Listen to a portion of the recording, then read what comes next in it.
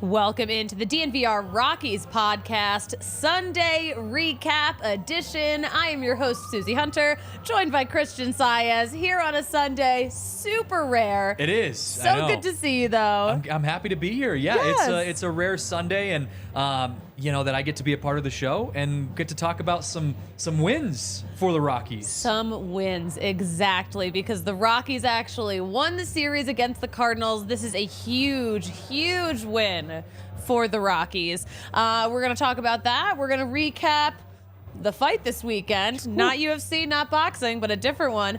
And we are going to reference the Nolan Arenado trade no less than 100 times. Yeah, that seems about right. Seems over, about under, right. Probably over.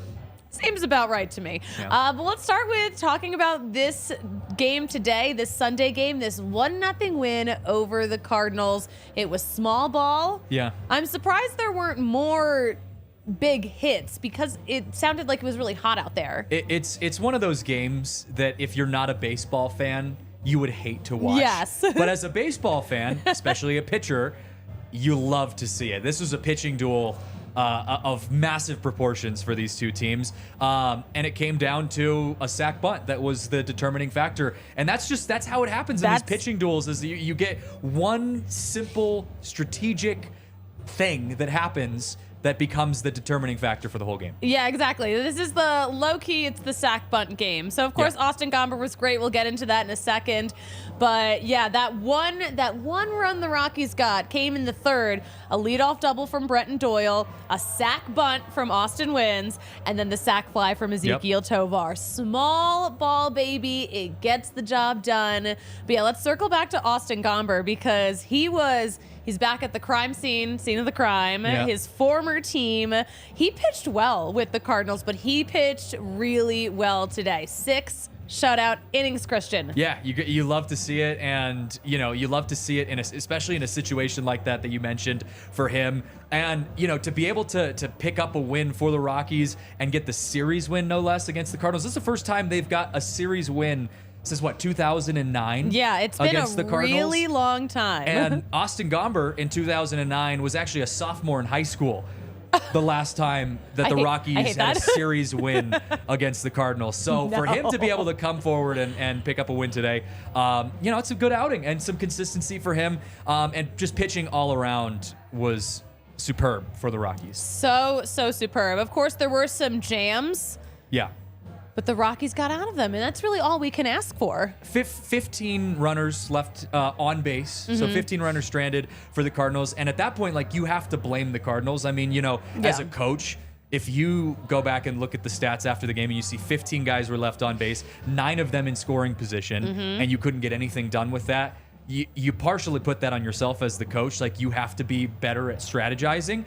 We saw that with Bud Black, putting some sacrifice situations together, and then on the players for executing in those same situations. So for the Rockies, they were able to execute when it mattered. For the Cardinals, they just couldn't get it done. I believe Buddy said post-game, though, that Austin Wynns decided to do that sac bunt on his own. So even better. I mean, he's a catcher, And you take initiative as a player. and you hope at that level, I will say, you have this mindset in college and high school of coaches. If you're stranding 15 runners on base and you're not getting any runs out of that, you really put that on the coach because there's so much more strategy involved. At the professional level, coaches kind of take a step back usually and say, yeah, we trust our guys. You're at this level, you got to be able to execute. Yeah. And so what we saw today was the Rockies were able to execute in that situation.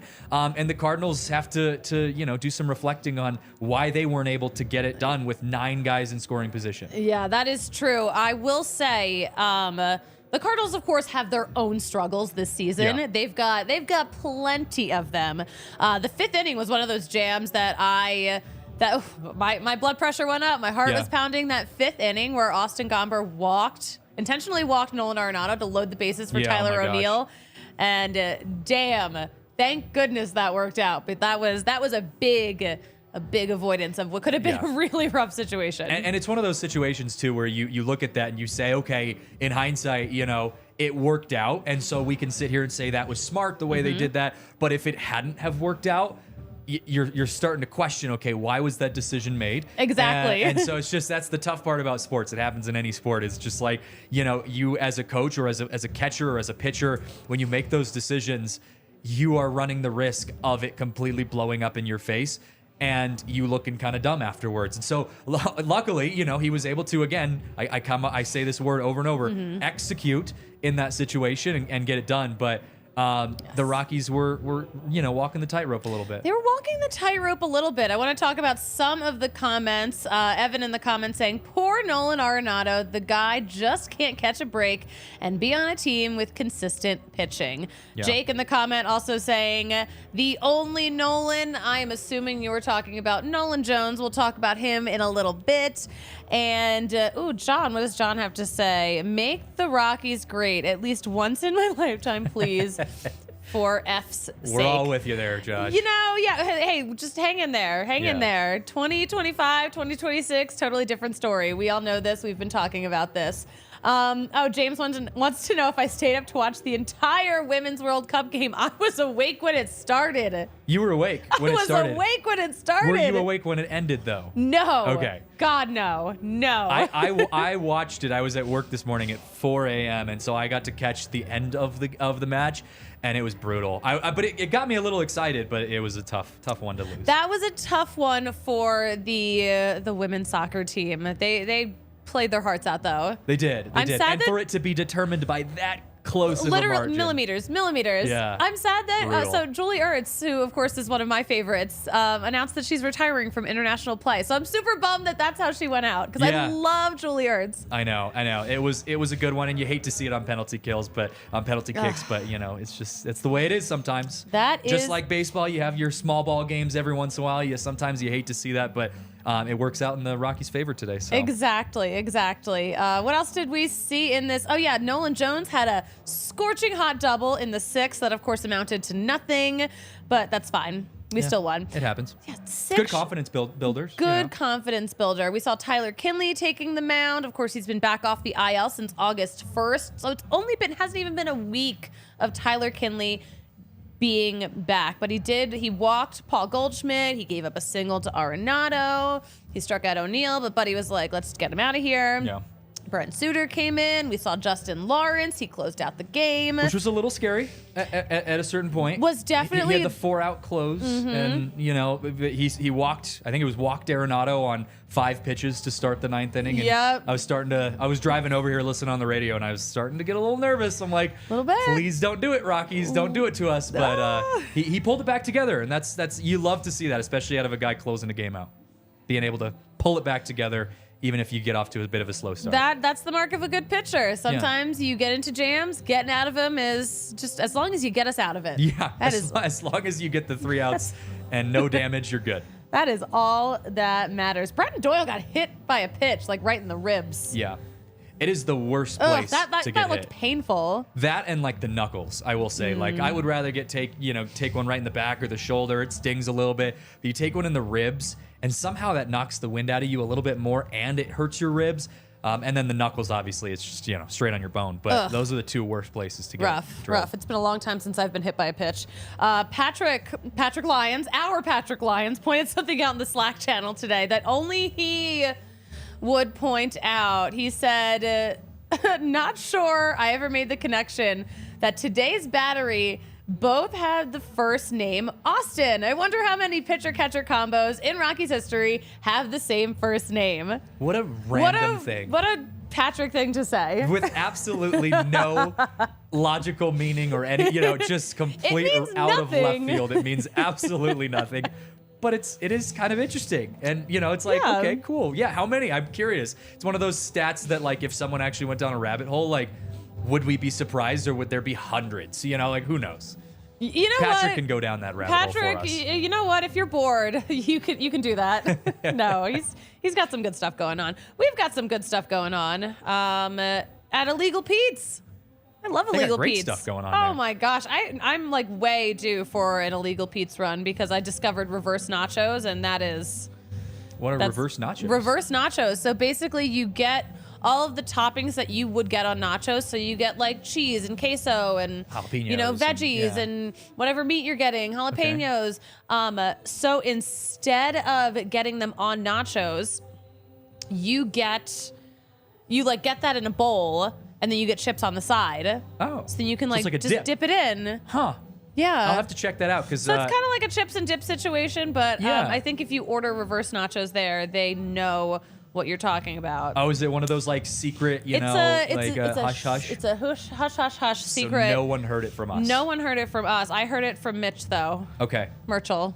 Yeah, so I'll have to try it. Mitch has some pretty good recommendations. You know what? Well, he's an Illegal Pete's guy. He is, yeah. And I play cornhole there every Wednesday. So maybe... You play cornhole at Illegal Pete's? On the Volo Cornhole League. And so I will be frequenting Illegal Pete's. That is amazing. But yeah, Illegal Pete's, your go-to spot this summer. So kick back and enjoy a nice cold marg or cool off with a bucket of High Noons. You can get 5 High Noons for $22. That's a really good deal. And don't forget to follow Illegal Pete's on Instagram. They're at Illegal Pete's. And stay updated on all of their big events and I guess cornhole leagues that you can be in. But yeah, they will update you on all that. It's the go-to spot for burritos, buddies, and beer. Oh my. And cornhole. And cornhole. Apparently cornhole too. And you know what else we have to talk about? We just got to mention real fast the American Raptors because we have Rugby Sevens coming up. We've got a Rugby Town Sevens tournament coming up August 25th. That's a Friday through August 27th. So that'll be that like last weekend of August. Rugby Sevens are fun. Yeah, I went for the first time last year when they had it, and it was intense. I've only ever watched college rugby, which was also really fun, but this was just it was a whole nother level. Whole other level for sure. Yeah, there's going to be 20 teams from all over the world coming here to compete for a $10,000 grand prize. Ooh. So the stakes are pretty high, but U.S. Army, U.S. Marines, U.S. Navy, U.S. Air Force, and U.S. Coast Guard will compete against each other for the U.S. Armed Forces Championship. That'll happen on Saturday afternoon that weekend, but it's gonna be wild. $10 per day, $20 for the whole weekend. If you're a kid 12 and under, it's totally free. And maybe you need a little refresher on rugby. Maybe you need like just a little update on what's going on. Our guy Colton Strickler has you covered. The DNVR Rugby Podcast. It's a weekly pod. Hit that subscribe button. And yeah, also if you're gonna try to play rugby, if you were an athlete and you still got those skills, you could do rugby. Oh God, I would get broken like a twig. That would not be good for my physical and mental health. Marissa would kill me. Marissa could play rugby. Actually, she would kick some ass at rugby. I know she could. Actually, she could decapitate someone. She could decapitate someone. She could decapitate someone. Someone not named Kyle Freeland bobblehead. We'll talk about that later. Yeah. But yeah, head to AmericanRaptors.com. Get your tickets. $10 for Rugby Sevens. It's going to be really intense. It's going to be a lot of fun. But yeah, stick with that. Yeah. Stay updated. All right, let's talk about, we got to talk about the rest of the weekend. Yep. We talk about Saturday. Saturday, Ty Block, the starter. I love seeing Ty Block in this starting role again, even though it was not a fruitful. Yeah. He was fine. He was fine. It wasn't as, heading into that game, though, he had not allowed a run in his 2 starts since getting called up from Albuquerque. Yeah, this is one of those years that, like if you're a guy in the minors, whether you've been in the majors for a while and you're going back down to the minors to, kind of reset, or you're a young kid who just is like trying to get to the big leagues, any pitcher is fair game, it feels like, for the Rockies this year. They've gone through so many pitchers. Every pitcher is fair game. Exactly. Like literally anyone. I mean, it has to be a confidence booster if you're in the, double AAA level to think that you might be able to at least get a chance to even move up because someone ahead of you is moving up, to get a start. Or it's just incredible how many guys the Rockies have gone through pitching wise this year. And this is the this is the year for it. I mean, you're not fighting for a playoff spot technically at this point. So yeah, get some guys some good looks and give some younger guys a taste of what it's like to pitch at this level, and give some of the older guys who are just struggling to find their groove allow them to kind of get that confidence back again. Yeah, getting that confidence back. But yeah, Ty Block clearly has had a lot of that confidence back. Not that I ever think he lost it, but it's neither here nor there. But Ty Block, okay, so he was out there for 4 2/3 innings, held the Cardinals to 4 runs on 8 hits, 1 walk, 2 strikeouts, 2 strikeouts, 2 strikeouts. Okay, sure. It's a very run-of-the-mill game. You would hope that your team scores more than 2. You know, I mean, at that point, like you hope your offense can back you up a little bit. But, it's not a bad game. It's not an amazing game. It's a game that you kind of feel neutral about. It was very neutral. We did have, though, this is not so neutral.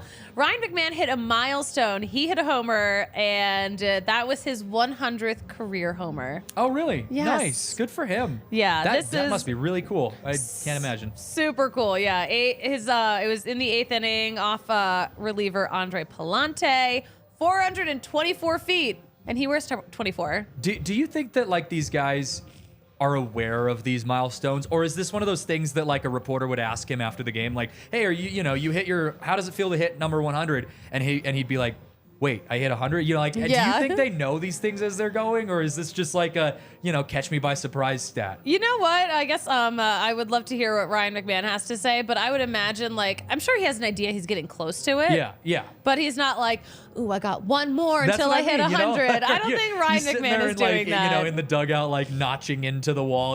This is number 99. Yeah. Yeah. Yeah, no, I don't think so. But of course, we'll have to check in with him. Yeah. They're on a 10-game road trip right now, so we're not going to see him for a little bit. But the other really cool thing, both Doyle and Jones had great catches in the outfield. Yeah. Despite that 6-2 loss, great catches. They were on SportsCenter last night. Mwah. You love to see it. Anytime the Rockies can get some national spotlight, you love to see it. And they were sharing the spotlight with some other exciting fireworks yesterday as well, because Jones had his catch, but then the fight that happened last night, that was insane. Oh my gosh. There was a lot of fireworks going on in baseball yesterday. Were a lot of fireworks for sure. We will get into the fight. The fight. We will get into it in a little bit. The fight. The fight. Let's circle back though and we got to talk about Friday's game though. Yeah. Friday's game. I know we've been talking about Nolan Jones so much this series, both heading into it and now wrapping it up. And not just because, it's Nolan versus Nolan Arenado. Nolan Jones has actually been popping off. So on Friday's game, he had an RBI hit in each of his first 3 plate appearances. So yeah, he actually mentioned to MLB.com that it was a good night for the Nolans because he was popping off. Nolan Arenado and Nolan Gorman, also of the Cardinals, combined 10 for 15 with 3 home runs and 6 RBI. Wow. So it was just like a big night for the Nolans. Big night for the Nolans. But the biggest thing was that win on Friday snapped a 12-game losing streak at Busch Stadium dating back to August 1st, 2018. The Rockies had not won at Busch Stadium since August. This feels like how the Broncos are against the Chiefs, where you're like, they can't keep losing to the Chiefs. There's got to be some point where they're going to win.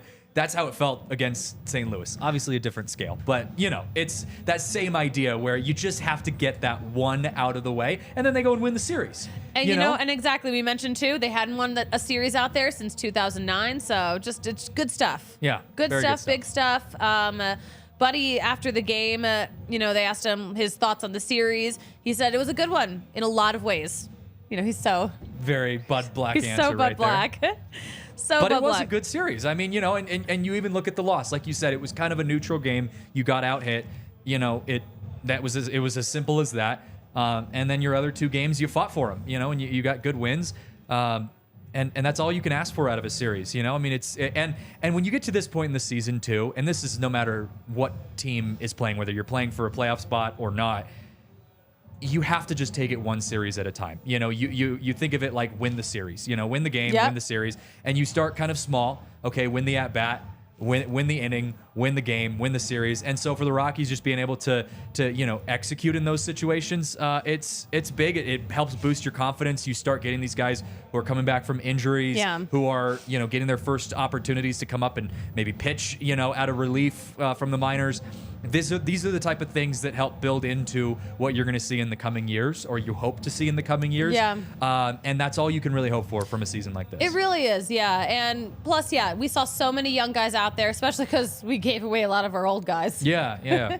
Understandably. But, old. Ancient. Those good 30-year-olds. Those men in their 30s. So ancient.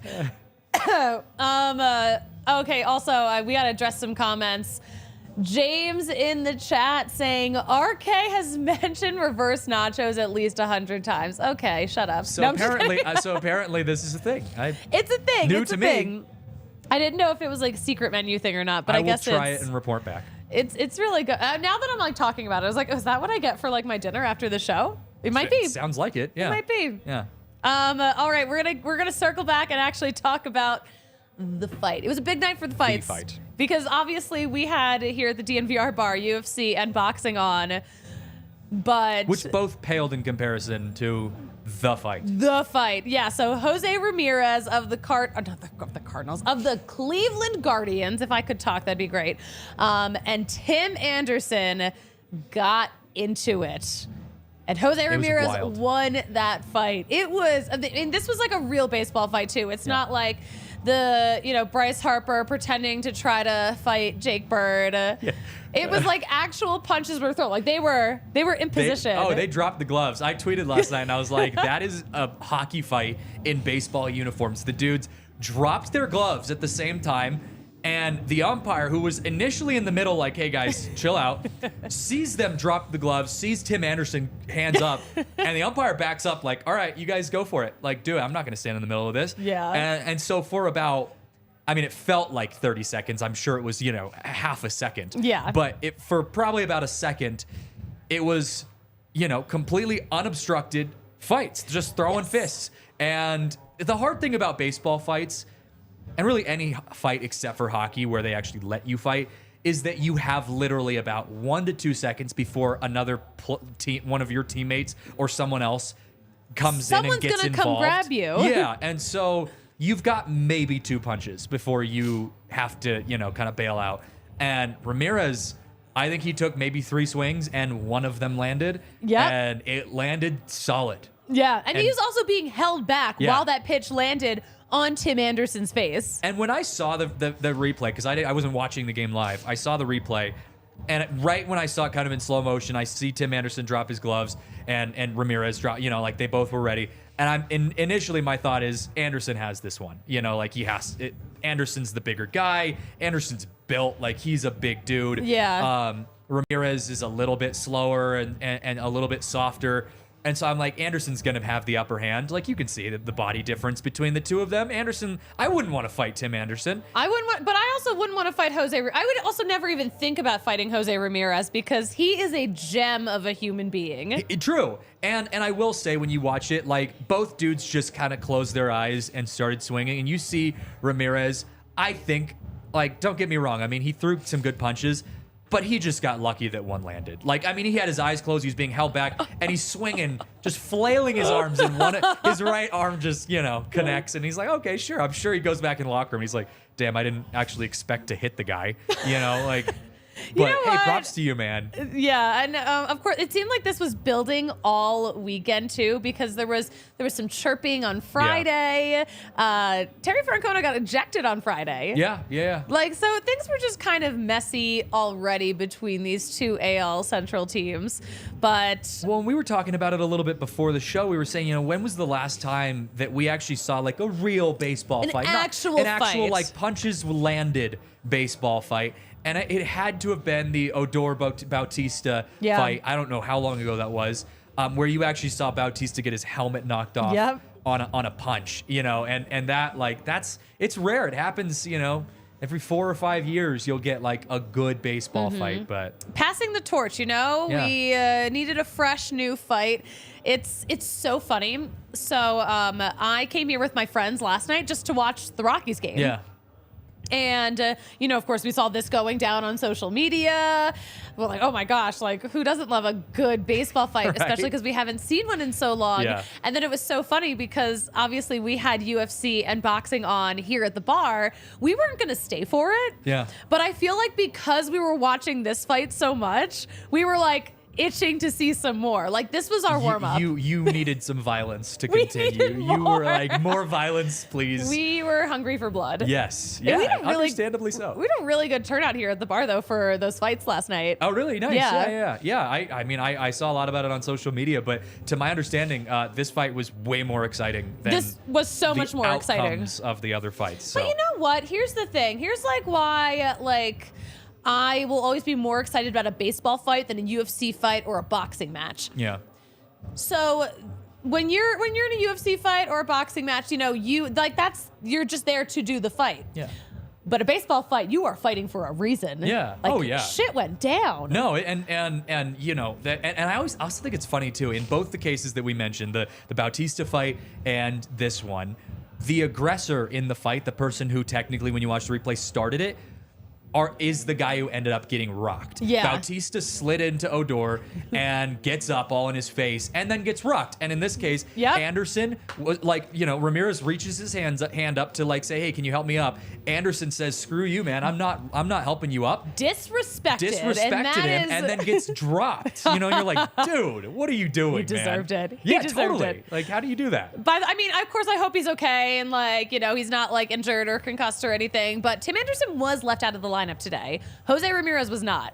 Well, he jumped up pretty quick. I will say, like, you know, I mean, he went limp for a second when, like, he got hit. It stunned him. Like, he dropped Yeah. quick, but he jumped up instantly. So it's not like he was on the ground unconscious for, like, Yeah. 10 seconds. Like, the dude was just phased a little bit and he got up. You know, he's a little stunned, but he got up and he was fine. You see him in the, you know, in the replay we were showing, like, you saw him walking around the scuffle, you know, Yeah. instantly. So Yeah. he seemed okay. He got back up. He got hit in the jaw. I'm sure it was more of just like, you know, it was a button that, you know, he kind of got dropped and then he jumped up and he was fine. But yeah, craziness. It was Unreal. We'll say one more thing about it. Terry Francona, after the game, a reporter asked, "Oh, what did you think of Jose Ramirez's left hook?" And he goes, "No, right hook." Right hook, yeah. Right hook. Yeah, get it no. right. He was like, yeah, you know. I don't. He was like, you know, I don't want to say that it's funny, but like, Yeah. boys will be boys. That's the paraphrasing Yeah. of it. How Like, how he's can I like- say this correctly? Yeah. Yeah, he's like, how can I like stand behind my dude without like getting canceled? Without condoning violence. yeah, how can I overall. condone this violence without like condoning it? Yeah. I think that's fair though. I like to see a coach that's like got his players back. That's like, dude, yeah, you came at my guy, like he's gonna get you. Yeah. Terry Francona's a gem. He is. Oh my gosh. Okay. You know what? Tim Anderson might need to call Backus and Schenker. Backus and Nice. Schenker, because Nice. he got hurt at work. But when you get hurt, Backus and Schenker, they're here to help, because Backus and Schenker wins for Colorado families. They are helping those who are seriously injured in Colorado for more than 25 years. It is totally free until they win money in your case. There's no fee to talk to someone. There's no fee while they work on it. There is no fee unless they win and you have money in your pocket. And they've done it a lot for their clients to the tune of more than $1 billion. That's billion with a B. They've got locations all over Colorado, including offices in Denver, Aurora, Englewood, and Fort Collins.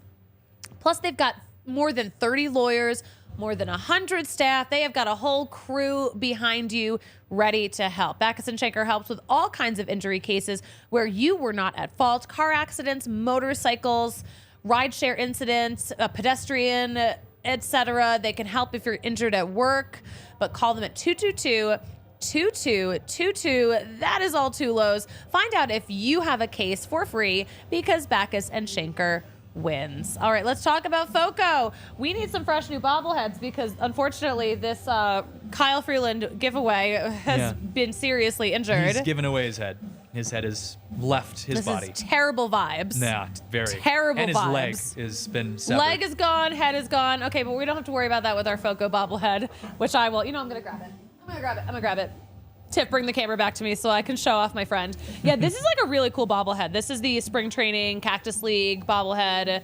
This goes hard. But yeah, this is the kind of stuff you're going to find at FOCO. They are the leading manufacturer of sports and entertainment merchandise with a product line that includes apparel, accessories, toys, collectibles, novelty items, and of course, some of our favorite bobbleheads. And this is officially licensed gear for all sports, for all fandoms, not just here in Colorado, but for all across the country. Across the country. So great for gifts, too. I always say this is like my favorite place to get gifts for people. But yeah, we've got great set decorations from them. We're obsessed with them, of course. FOCO always has our back. They always have our back for Colorado sports. They have yours, too. Get the best gear around by using the link in our description. And for all non-presale items, use code DNVR for 10% off. Whew. Good stuff. Good stuff indeed. All right, what else do we want to talk about? Ooh, on this day in Rockies history, this ties into the Cardinals too. On August 6th, 2004, the Rockies traded Larry Walker to the St. Louis Cardinals for players to be named later, and Jason Birch. Rockies ended up getting Luis Martinez and Chris Narveson. Yes. Yeah. So yeah, a big day. 2004. Big day. And then, months later, Larry Walker was in the World Series against the Red Sox. Yeah. Red Sox won their first World Series. It's the happiest I've ever seen first World Series in many lifetimes. Yes. In almost 100 years. So it was the happiest I ever saw my grandfather. When he got to see he was a huge Red Sox fan. He's from Boston. Okay. So pretty cool. Yeah. Pretty cool. What a random little thing. 2004. God, I see things like that, and I'm like, I was 7 years old at the time. Like it feels like so long ago. But yeah, that's it's just an interesting little tidbit there. A nice little tidbit. We love a tidbit. Love tidbits. We love a tidbit. Cole Tucker is he's committing to the bit of getting on base. He's got a 27-game on-base streak right now, and he is slashing 317, 457, 485. He's got 9 doubles, 1 triple, 2 home runs, and 15 RBI. Oh, plus 4 stolen bases since that streak began July 1st. Yeah, that's huge because, like I was just saying, and I know I was talking more about pitchers, but this is the type of season where anyone's kind of fair game, for the Rockies, especially with guys getting injured and players moving around a lot. The coaches and, ownership and management is definitely going to start looking into what's coming up in the future for the Rockies. That's the whole mindset that you have to have when you're at this point. So, Cole Tucker and any other minor leaguer for the Rockies right now, the more consistent you can be in your success, that's huge in being able to get that call to come up, even if it means, spring training next year and, just keep coming back to those type of situations. So. Yeah, for sure. I wonder if we'll end up seeing Cole Tucker up here at some point before the end of the season. Yeah. We did give away, an outfielder. Of course, you never want to see more injuries, but if there are more injuries, we need that depth. Yeah. And he's been good. He's been pretty good. Yeah, no, I'm surprised it's taken this long, but he was injured. He was out for a while. I just want him and Vanessa up here and just for a little visit. I just am of the mindset of there's nothing to lose, at this point. Oh, exactly, yeah. It doesn't mean you're going to make him your starter. It doesn't mean you're going to make him your future guy. It just means, you give him some looks, give him that opportunity, give him a taste. I even think, from a mental standpoint, when you've never had a taste of playing big league ball and you get that first call to be, come up and get a chance to play your first game at the major league level, I'm sure that's addicting. As an athlete, as a competitor who's worked their whole life to get to that point, that has to be the most addicting feeling ever. And it would motivate me a hell of a lot if I had been like, oh, that's what that's like. I want to keep doing that as much as I can. So yeah, I think for a lot of reasons, there's nothing to lose. Rockies, I wouldn't be surprised if you see Cole Tucker at some point this season. And of course, Cole Tucker knows that feeling. He just hasn't played in the majors in a while. Yeah. It hasn't since last season at some point. But yeah, it's,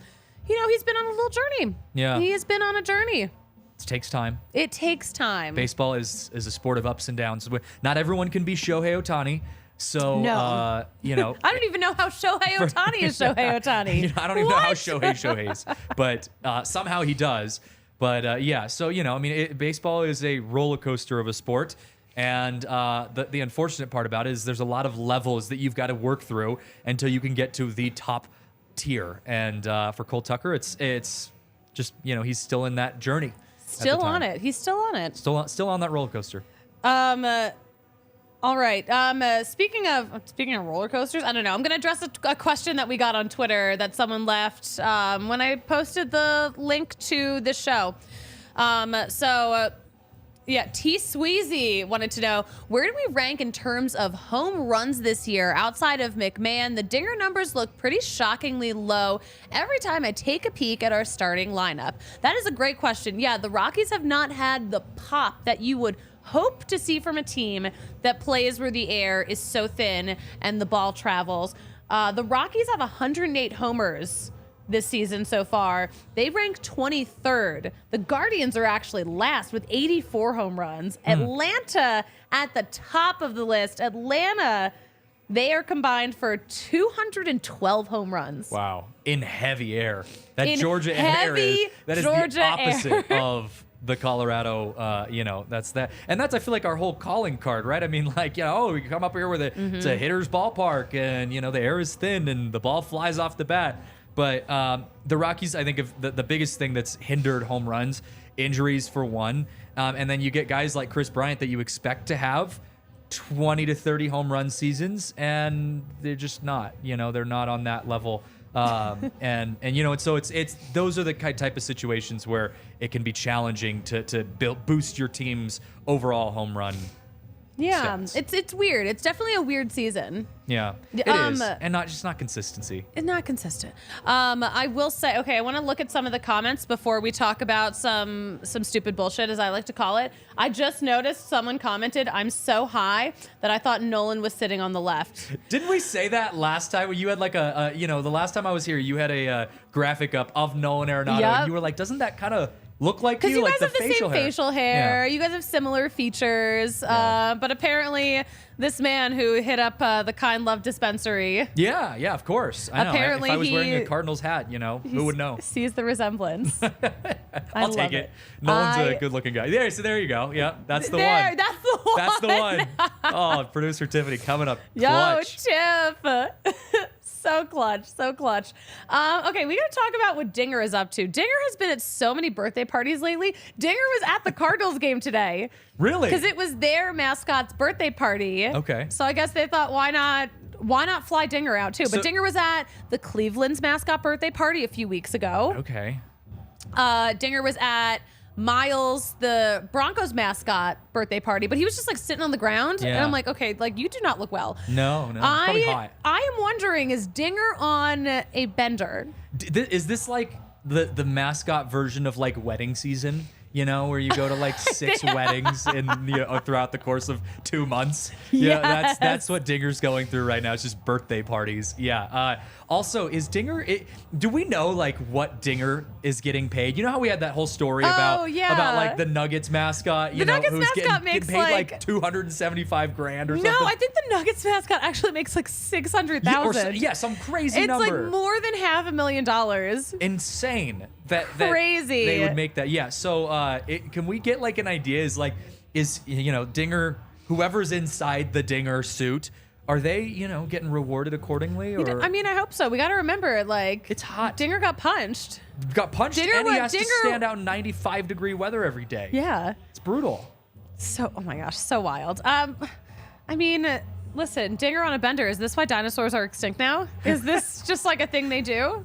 Apparently so. This is birthday season for Dinger. When's Dinger's birthday? It's in April. Okay. Yeah. Okay, so. It's technically not a birthday because he's not a mammal. He wasn't born. It's the hatchening. It's the hatchening. Okay, yeah.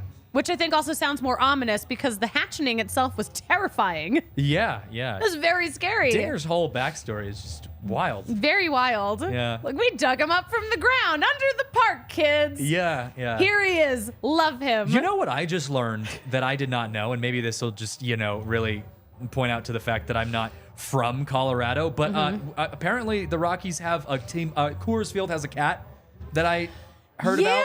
That is now up for adoption or was up for adoption. I think the cat has finally found a home, picked its forever home. Okay.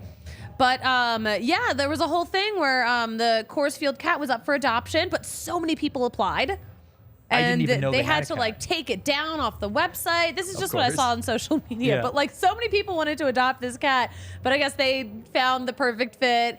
The Coors Field cat will be going to a forever home. That's such a unique Yeah. little story. Like I So had no strange. idea there I was a have- cat roaming the grounds at Coors Field. I've tried to get in touch with the shelter that had the Coors Field cat, but I think they were a little busy. Just a bit. I was I actually think hoping, they had enough attention. They didn't need it from us. I was hoping that like Bud Black or someone on the team would have picked up the Coors Field cat. I thought that would have been a cool story. I think he's a little like mangy. Yeah, You but know, I so? think he might be a little wild. It might be a little like difficult for, Like, he you know. needed a specific I think home. he needs like someone who's home year round. Yes. Maybe. I'm just guessing. I'm speculating. we Well, don't know anything. Now Dinger is without his friend, the Coors Field cat. So Dinger has friends What can he everywhere. do? Dinger Yeah. has friends everywhere. My friend, I was supposed to get you a beer earlier. oh yeah, I was supposed to get you some Breck brews in exchange for, taking your time to come on the show. But It's okay. the It happens. Breck Brew Beer of the Month here at the DNVR bar, the Mountain Beach Sour. It is $6 for a big old pint glass. $6. $6. Wow. That's a good deal. That's a huge deal. Yeah, and Mountain Beach Sour is great. A pint-sized deal. It's a pint-sized deal. Yeah, Breck Brew, they have a beer for any occasion, and there's no better way to watch a game than having some Breck Brew. They've been doing it for 33 years, too. It all comes down to their love and passion for making good beer. They're making it with 100% renewable energy, too, because that is just such a Colorado thing for them to do. Very much so. To care about the environment. Yeah. What a and it's in a Colorado beautiful, thing. I don't know if you've ever been to Breck Brew, but it's in Yeah. a beautiful spot, like right down the street from my house in Littleton. And The Littleton farmhouse, yeah. Yeah. Oh, it's gorgeous over there. It's Love awesome. Yeah, walking we've there. been there a few times for various, Functions. for various functions. Yeah. It's such a great spot. I haven't been there yet this summer, I think. Yeah, we've taken the dogs there a couple times to their outdoor, Oh my patios and gotten some beers and then, walked along the river. It's a really nice thing. If you haven't been out to Breck Brew, go check it out. It's fun. Definitely check it out. Yeah, they if you can't, also, we've had, of course, all the Women's Cup watch parties. They have Women's Cup watch parties too. I don't know if we're still keeping up watch parties. Now that the U.S. is out of it, but Yeah. I'll find out. Also, they were at 1 in the morning. Look it so, up online, yeah. please. My gosh. But yeah, they've got a lot of stuff going on. But yeah, check out the Breck Brew Beer Locator to find a Breck Brew near you. But you can always find Breck Brews right here at the DNVR bar. Sounds good. Sounds like a plan. Let's get ourselves mentally and emotionally prepared for the Rockies heading to Milwaukee for this series against the Brewers, a 3-game set.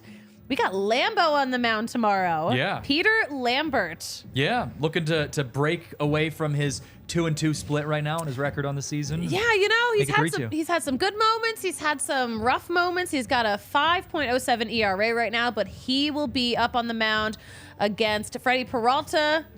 He's 7-8, 4.46 ERA. I think we got him. Yeah. I don't know. Oh, yeah. I don't know about me. Got the younger, energy that we got going on there. Exactly. Tuesday, we'll have Kyle Freeland back. Kyle Freeland, who is 4-12. Again, I don't love the pitcher win stat, especially in the case of Kyle Freeland, who really has pitched some good games but didn't get the run support behind him.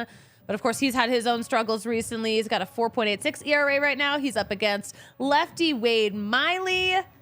Oof, that'll be fun. And then Wednesday, it's a 2:10 Mountain Time game. Chris Flexen will give it another try versus righty Adrian Hauser. We got good stuff coming up. Yeah. Good stuff. I think it'll be a fun series. And all of these road games, like you mentioned, this is, when it gets kind of tough for players, you're away from home for a while and you're This just is a on long the road. trip, It's a long time to be gone and a long trip. So but again, as I go back to the whole thing I said earlier, where it's like when you're at this point in the season, you just got to really dial down and okay, win the at bat, win the at bat, win the game, win the series. All these little steps that you're just trying to focus on, and that's all the Rockies can do. They did it here against St. Louis. You just got to keep that energy moving into Milwaukee. And I think we can do it. I think we can do it. Yeah. Yeah. Not too Jake in the daunting. comments is being so negative. Rocky's going to strike out 45 times in those games. Oh my gosh, stop That is it. bold. That's bold. If they do that, That would be impressive. That would be impressive, Jake. If they do that, if they actually strike out 45 times, you come in, I'll buy you a beer. 45 times. But in if they 3 games. don't, I don't want to hear it. My God, that would be some insane baseball we'd be watching. It would be something else. The Brewers pitchers would love that, I'm sure. They would. Not so much on our end. I like our odds. Patrick will be back tomorrow to, host his version of the DNVR Rockies podcast. I won't be there. And then it'll be me and Spencer Smith, 1 p.m. Mountain Time on Tuesday. It's going to be a fun week. Yeah. Oh, It's going to be a real fun week. The nice thing about road series for you and Patrick and the media is, you guys get a little bit of a break from having to be at Coors Field all the time and running around Denver. And, I was on the last road trip, too. I was in D.C., and especially when you got rain delays in the mix and extra innings in the mix and stuff like that, it's exhausting. So it's actually so nice to just be able to stay put, watch the games from literally right here. Yeah. It's a totally different vibe. You can be drinking and just chilling and not having to be in a press box the whole time. Yeah. Like if I don't have a post-game show, I'm like, I can have myself a little Breck brew while I watch this game. That's what I did last night. That is nice. So, it's not, road series aren't bad for everyone. No. It'll be good. It'll be a good series. We'll have some good content. Make sure you are following along all of the latest Rockies updates at DNVR_Rockies. Christian, where can we follow you on social media? On Twitter, at CJJ Saez is the best place to find me. And you're going to be dropping fresh pics of the dogs, including how big Dune is getting? Yes. I tend to only tweet about baseball fights now and dogs. Yeah, good. Baseball fights have been added to that. I love baseball. Baseball Fights is my favorite Twitter account. Yeah. Also. Yeah, but true. That's a good one. That is a good one. Free shout outs. Yep. You can follow me at the Suzie Hunter on all platforms. And Christian, you know what we like to say here about closing out a show? Remind me. Who knows? Who knows the proper way to do it? I'll just say see you later. Tune in tomorrow at 1 o'clock on the DNVR Sports YouTube channel. Patrick will be back with some great stuff. See you then.